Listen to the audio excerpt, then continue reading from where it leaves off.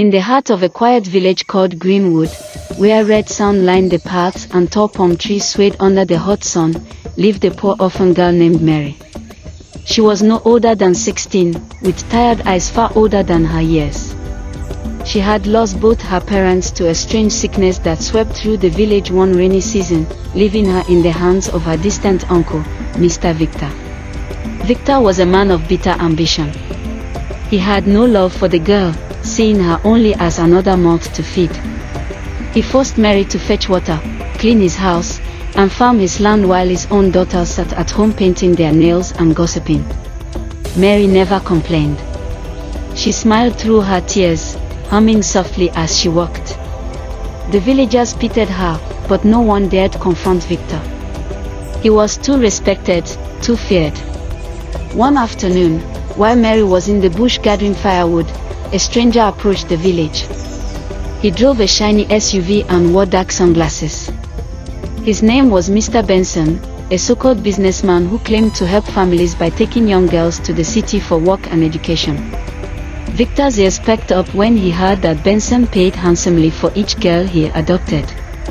That night, he called Mary into his room. "You're going to the city," he said coldly. "A man will take care of you." Mary's heart thumped. "Uncle, I don't want to go." "You don't have a choice," he snapped. "Sign this paper." With shaking hands, Mary signed. The next morning, before the rooster crowed, she was packed into the back seat of Mr. Benson's car and driven away. No goodbye, no explanation. But the city was no paradise. Mary found herself in a large compound with tall gates and armed guards. Along with other girls, she was stripped of her phone, her name, and her freedom. They were not there to work or study. They were there to be sold. She cried every night, clutching a torn picture of her mother. Her only comfort was a girl named Ruth, who had been there for months.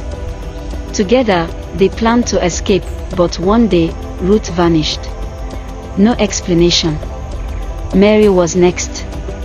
The night she was to be taken away, the police raided the house. Someone had tipped them off, an anonymous caller. The compound was stormed, the guards arrested, and the girls rescued. Mary was taken to a rehabilitation center, where she slowly began to recover. There, she met Grace, a kind counselor who listened without judgment. Mary shared her story, her pain, and her dreams. And Grace, moved by her strength, promised to help her go back to school. Years passed. Mary, the girl who was once sold like property, became a powerful voice for the voiceless. She worked with NGOs, visited villages, and told her story boldly. And one day, she stood before a crowd of thousands, receiving an award for courage. Her eyes searched the audience and landed on a familiar face, Victor, her uncle, now a disgraced man hiding in the shadows. She didn't hate him. She had grown beyond hate. She smiled, turned back to the microphone, and said, "You can sell someone's body, but you can never sell their soul. I was a slave, but now I'm free. And I speak today so no other girl will suffer in silence." Moral lesson: never trade someone's life for personal gain.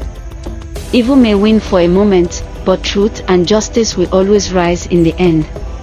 Even in the darkest pit, hope can still bloom.